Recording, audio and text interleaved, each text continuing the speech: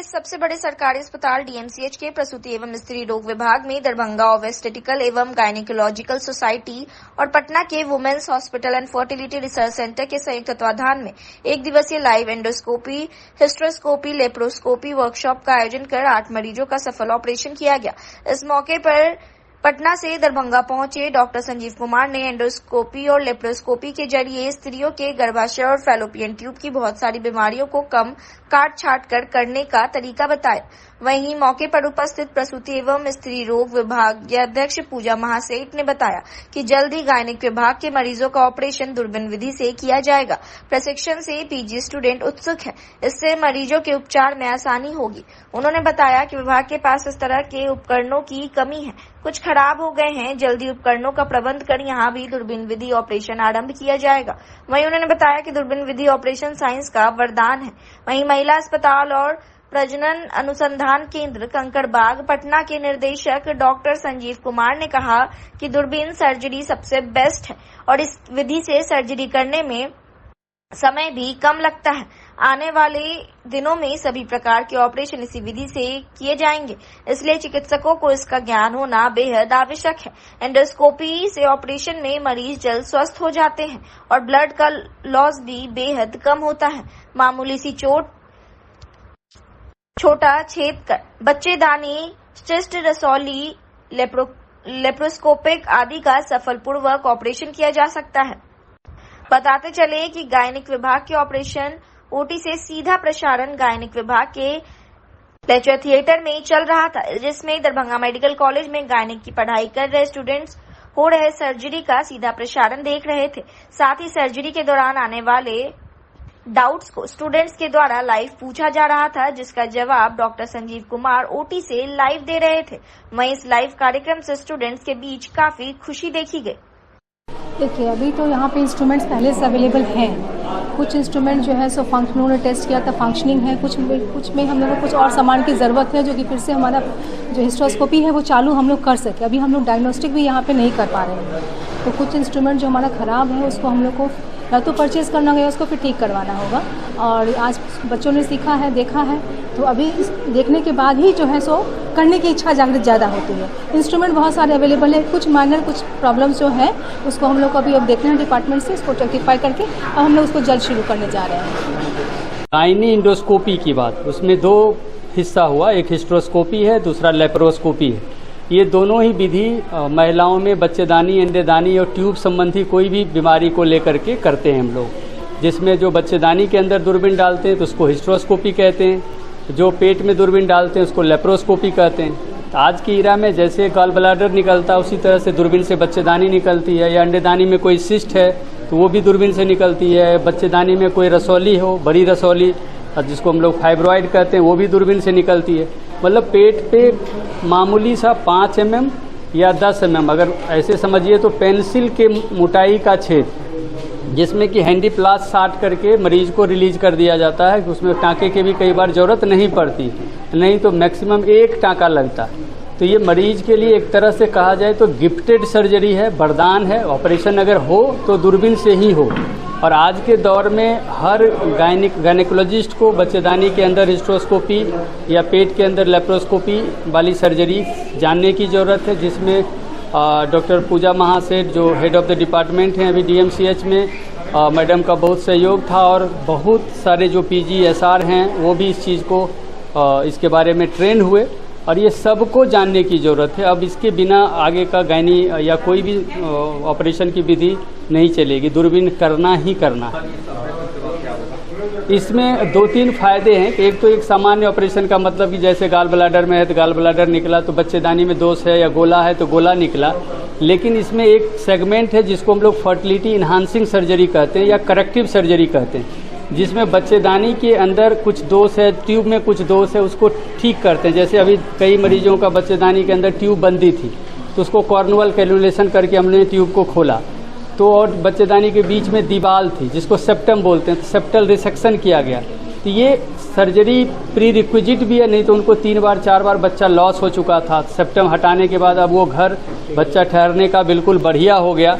तो उसमें लोग आगे IVF के बिना भी बच्चा कर सकते हैं, क्योंकि अगर ट्यूब बंद रहता तो IVF के अलावा कोई दूसरा चारा नहीं था। अगर एक भी ट्यूब खुल गया दूरबीन से करने के बाद, और हमारा अपना जो एक्सपीरियंस है, अगर 100 लोगों को हम ट्यूब खोलने का प्रयास करते हैं बच्चेदानी या HSG में ट्यूब की बंदी को, तो 100 में 80 लोग का कम से कम ट्यूब खुलता है। ये बहुत बड़ी संख्या है। यानी अगर ये ट्यूब नहीं खुलता तो वो 80 भी IVF के लिए कैंडिडेट होते, तो वो IVF से नॉन IVF जो बहुत ही सस्ता होता है। तो हम चाहते हैं कि ये चीज़ें हर जगह डिस्ट्रिक्ट टाउन उसके ब्लॉक लेवल तक गायनेकोलॉजिस्ट करें। दरभंगा के एसएसपी जगन्नाथ रेड्डी का बुधवार को जनता दरबार लगा। वहीं आयोजित जनता दरबार में दरभंगा जिले के विभिन्न थाना क्षेत्र से फरियादी पहुंचे थे। जमीनी विवाद से संबंधित मामलों की अधिकतर शिकायत लेकर फरियादी जनता दरबार में पहुंचे थे। वहीं वरीय पुलिस अधीक्षक दरभंगा द्वारा जन सुनवाई की गई। वरीय पुलिस अधीक्षक दरभंगा द्वारा प्रत्येक कार्य दिवस पर आम लोगों की समस्या की सुनवाई की जाती है और उनकी शिकायत का त्वरित निष्पादन किया जाता है। इसी क्रम में 11 सितंबर को अनुमंडल पुलिस पदाधिकारी बिडौल 2, अनुमंडल पुलिस पदाधिकारी बेनीपुर 1, OSD 1, अंचल निरीक्षक बहेरा 1, मनीगाछी 2, सकतपुर थाना 1, बहेरी थाना 1, महिला थाना 1, वाजिदपुर थाना 1, कुल 11 फरियादी की समस्या की सुनवाई की गई और उनके निराकरण के लिए संबंधित को आदेशित किया गया। एसएसपी के जनता दरबार में पहुंचे हुए कई फरियादियों से हमने बात की, क्या कुछ कहा उन्होंने, हम आपको सुना रहे हैं। अभी तो साहब के पास है, SSP के पास। अच्छा, क्या दिक्कत हुआ? दिक्कत पैसा लिए थे 10,000 रुपये छूट पे, 10 साल रखने के बाद फिर भी 70,000 रुपया दे दिए। विकलांग आदमी है, मम्मी। कितना पैसा दिए? 10,000 रुपया के? 70,000 रुपया दिए। और फिर भी सूद कह रहा है, मांग रहा है। हाँ, नहीं पैसा दोगे तो जमीन कब्जा। कब लिए थे ये पैसा? 2011 में। 11 में लिए थे। हाँ, और 10,000 का 70,000 रुपया दे दिए फिर? हाँ, 20,000 रुपया और दो। बताइए दोनों भाई बहन विकलांग आदमी। कौन सा थाना क्षेत्र? सकतपुर थाना। गांव क्या कौन सा? अभी SSP सर से मिल के आए, क्या बताए SSP? बताए कि थाना पे बोले जाइए आप क्या चाह रहे हैं इंसाफ के रूप में? क्या इंसाफ के हमारे सर पैसा दे दिए हैं, हम दोनों भाई विकलांग आदमी हैं, धमकी देता है मार देंगे, ऐसा करेंगे। कहने का मतलब ये है कि हमारा बाप दादा की जमीन है, तो हम आधा बाउंड्री दी है, सामर्थ्य नहीं है, तो अब जो सामर्थ्य हम तो बाउंड्री देंगे ना। हाँ, ये बाउंड्री दिया है, आधा बाउंड्री दिया है तो आधा % देंगे। कितना सूदी ब्याज पे आपको पैसा दिया था वो? 10,000 रुपया सर। 10,000 दिया था तो क्या बोला था, कितना सूद लेंगे? 70,000 रुपया दे दिए, 20,000 रुपया सर और मांग रहा है। पूरा टोटल जो है 90,000 रुपया बोल रहा है। ब्याज इतना जल्दी इतना बढ़ के बोला है? हाँ, नहीं दे सके। अच्छा। फिर भी 70,000 रुपया दे दिए। क्या नाम हुआ आपका? मेरा चंदू मुखी। जमीन और नहीं ढलाई, घर बना हुआ है लिंटर तक, ढलाई नहीं करने दे रहा है विरोधी पार्टी। किसकी जमीन पे घर बन रहा है? हम अपना जमीन। क्या कह रहे हैं जो विरोधी पार्टी? बोल रहा है हमरा भी है, उसमें जबरदस्ती कर रहा है, दबंगबाजी। कौन सा थाना क्षेत्र में घर है? सकतपुर थाना। क्या कह रहा है कौन? वो लोग जो रोक जबरदस्ती करता है सब मिल के। अभी SSP सर के यहाँ किस लिए आए? इसके आवेदन देने के लिए। क्या चाह रहे हैं? जी, घर ढलाई करें। क्या नाम हुआ आपका? निकल थाना क्षेत्र? थाना सकतपुर। बिहार राज्य खेल प्राधिकरण पटना और जिला प्रशासन दरभंगा के संयुक्त तत्वाधान में आयोजित राज्य स्तरीय विद्यालय कबड्डी अंडर 19 बालिका प्रतियोगिता का बिहार स्पेशल आर्म्ड पुलिस 13 के प्रांगण में उद्घाटन किया गया मंगलवार की शाम। इस मौके पर मुख्य अतिथि रामनंद कुमार कौशल कमांडेंट, कुमार विजय अध्यक्ष बिहार राज्य कबड्डी संघ, दिलीप झा DSP, संजय सिंह उर्फ पप्पू सिंह अध्यक्ष जिला कबड्डी संघ दरभंगा, सुजाता कुमारी पैन जिला परिषद सदस्य, परिमल जिला खेल पदाधिकारी दरभंगा ने दीप प्रज्वलित कर संयुक्त रूप से उद्घाटन किया। अतिथियों का स्वागत जिला खेल पदाधिकारी परिमल ने पाक चादर एवं जल जीवन हरियाली का प्रतीक पौधा प्रदान कर किया। आयोजित खेल प्रतियोगिता का आयोजन 10 सितंबर से शुरू होकर 15 सितंबर तक चलेगा। इस मौके पर बिहार बाल भवन किलकारी की बालिकाओं के द्वारा स्वागत गान एवं नृत्य की सुंदर प्रस्तुति की गई। किलकारी की बच्चों को मुख्य अतिथि ने विशेष रूप से सुंदर प्रस्तुति के लिए सम्मानित किया। सभी तकनीकी पदाधिकारी को चादर देकर सम्मान किया गया। खिलाड़ियों का उत्साह बढ़ाते हुए मुख्य अतिथि ने अपने वक्तव्य में कहा कि बेटियां देश की गौरव है और कबड्डी के मैदान में अगर ये अपना दमखम दिखाती हैं तो निश्चित ही दैनिक जीवन में भी यह सफलता का एक प्रतीक है। वहीं कुमार विजय ने अपने व्यक्तित्व में बिहार में कबड्डी के बढ़ रहे प्रचलन एवं विकास पर प्रकाश डालते हुए कहा कि अब वह दिन दूर नहीं कि बिहार के हर गांव से कबड्डी के खिलाड़ी निकलेंगे। जिला कबड्डी संघ के अध्यक्ष संजय सिंह ने खिलाड़ियों का उत्साहवर्धन करते हुए कहा कि वह दिन दूर नहीं जब बिहार की बेटियां राष्ट्रीय फलक पर अपना परचम लहराएंगी। जिला खेल पदाधिकारी परिमल ने राज्य स्तरीय अंडर 19 बालिका कबड्डी प्रतियोगिता के संबंध में से 15 सितंबर तक चलने वाले संपूर्ण कार्यक्रम की जानकारी दी। उन्होंने सभी तकनीकी पदाधिकारी का मिथिला के रीति रिवाज के अनुसार चादर के साथ सम्मान किया। इस प्रतियोगिता में अधिकारी के रूप में आनंद शंकर तिवारी, राणा रंजीत सिंह, NIOS कोच शंकर चौधरी, राजकुमार सिंह, अरुण कुमार, राजेश कुमार, नंदन कुमार मिश्रा, दीपक कुमार सिंह, आनंद कुमार सिंह, रिंकू सिंह, श्वेता कुमारी, ज्योति कुमारी, मनु ओझा, वंदना कुमारी, सुभाष कुमार एवं अमित कुमार खेल के सफल संचालन के लिए बिहार राज्य खेल प्राधिकरण के द्वारा अधिकृत किए गए हैं। इन्हीं के द्वारा राष्ट्रीय स्कूल खेल प्रतियोगिता के अंडर 19 बिहार बालिका की टीम का चयन किया जाएगा। पहले मैच का जो परिणाम है, दरभंगा और गोपालगंज के बीच में चल रहे मैच में दरभंगा काफी बड़े अंतर से विजय की ओर 20-4 से विजय प्राप्त किया।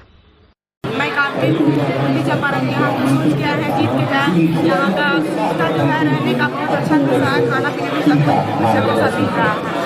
हम लोग सोच के ही आए हुए हैं कि हम लोग गोल्ड मेडल जीत के जाए। हम लोग अभी तो बना नहीं है, लिस्ट बनेगा उसके बाद ही हम लोग को पता चलेगा कब है। यहाँ से हम लोग को जीतेंगे तो वहाँ सिलेक्शन होगा, जिस बच्चे का सिलेक्शन होगा वो जाएगी। ये जो मेहनत कर रही है खेल से जॉब मिल ही रहा है। इसमें जो अच्छा परफॉर्मेंस दे रही है गेम में, कबड्डी हो और गेम का बात कर रहे हैं, बहुत सारी गेम है, बहुत सारी इसमें गेम है। हाँ। जो गेम से भी जॉब मिल रही है, अच्छा प्रदर्शन अच्छा देगी, जॉब मिलना है।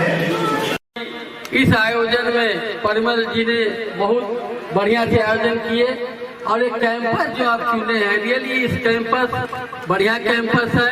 कमांडर साहब को मैं आभार व्यक्त करता हूँ। एक ही जगह अगर खिलाड़ी को रहने की व्यवस्था हो, खाने की व्यवस्था हो, ग्राउंड भी हो, तो इससे बढ़िया और कुछ नहीं है। खासकर महिलाओं के लिए, बालिकाओं के लिए बहुत सुंदर ये जगह है। मैं तो घूम के देखा था, रूम में भी गया था, बहुत अच्छा लगा हमको। बल्कि इस जगह को चुनिए और गेम को यहाँ डेवलप करना चाहिए। अभी हम लोग के जो बिहार के नेता हैं, गार्जियन है आदरणीय नीतीश कुमार जी, जब से बिहार में मुख्यमंत्री बने हैं तब से लगातार खेलों के विकास कर रहे हैं। अभी आप देखें राजगीर में स्पोर्ट्स कॉम्प्लेक्स बना है, बहुत बड़ा कॉम्प्लेक्स है। आप लोग को ही मौका मिलेगा वहाँ खेलने का। तो नौकरी भी दे रहे हैं, मेडल लाओ नौकरी पाओ तो ये अच्छी बात है। उसके साथ साथ जो खिलाड़ी बढ़िया खेलेगा, अगर इंटरनेशनल में खेलता है तो रुपयों की बौछार होती है, नौकरी भी बढ़िया मिलता है। आपके सामने उदाहरण है ना, मोकामा की समा पर भी, रेलवे में भी टीटी है। इंटरनेशनल के लिए आप भी मेहनत करिए, संघ भी साथ है, सरकार भी साथ है। इससे खुशी की बात और कुछ नहीं है।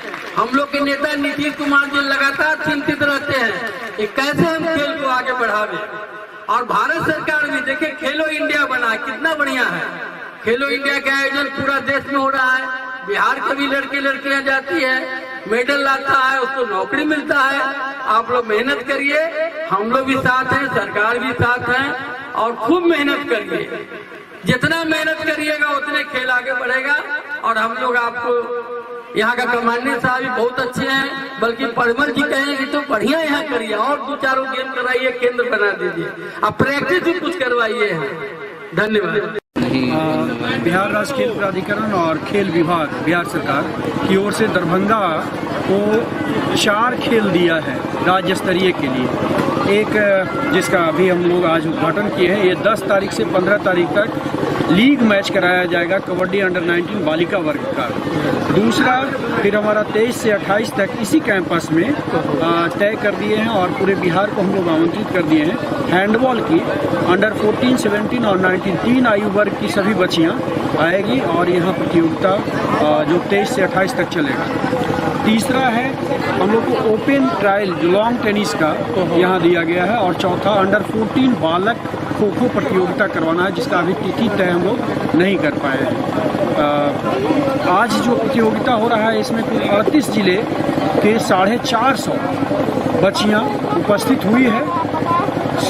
संजोग ऐसा कहिए कि बिहार में ये दरभंगा जिला में बीएमपी का जो 1000 बेड का जो बैरक वाला खाली है कैंपस, इसके चलते हमको बहुत ही सुगम हो गया यह प्रतियोगिता को संपन्न कराना।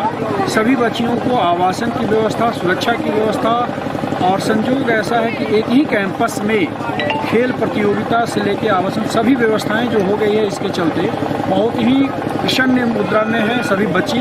उनके जितने भी ऑफिशियल तकनीकी पदाधिकारी सब लोग इस बात से प्रशंसित हैं, और यहाँ के जो कमांडेंट साहब हैं वो भी बहुत ही सहयोग और कोऑपरेटिव हैं, सब तरह का सुविधा के लिए खुद से तत्पर हैं, और उद्घाटन के क्रम में भी उन्होंने अपना समय ज़्यादा से ज़्यादा दिया, हम लोगों को उत्साहवर्धन किए। और यह अब 5 दिनों तक चलता रहेगा निरंतर प्रतियोगिता, जिसके लिए 18 कुल ऑफिशियल बिहार राज्य खेल प्राधिकरण के द्वारा प्रतिनियुक्त किए गए हैं जो उपस्थित हैं, और मैच अभी हमारा। दरभंगा में आए दिनों किसी न किसी सड़क पर वाहन चेकिंग अभियान का आयोजन किया जा रहा है, और इसी के तहत स्थानीय दरभंगा के लहरियासराय थाना रोड मुख्य सड़क में मोटरसाइकिल चेकिंग अभियान का आयोजन किया गया। इस आयोजित चेकिंग अभियान के तहत हेलमेट नहीं रहने और उल्लंघन करने के मामले में कई मोटरसाइकिल चालकों को ऑनलाइन फाइन काटा गया। अगर आप भी अपने घर से 2 पहिया वाहन लेकर निकल रहे हैं तो हेलमेट जरूर पहने, चाहे आप किसी भी वाहन से निकले, लेकिन ट्रैफिक के नियमों का पालन जरूर करें।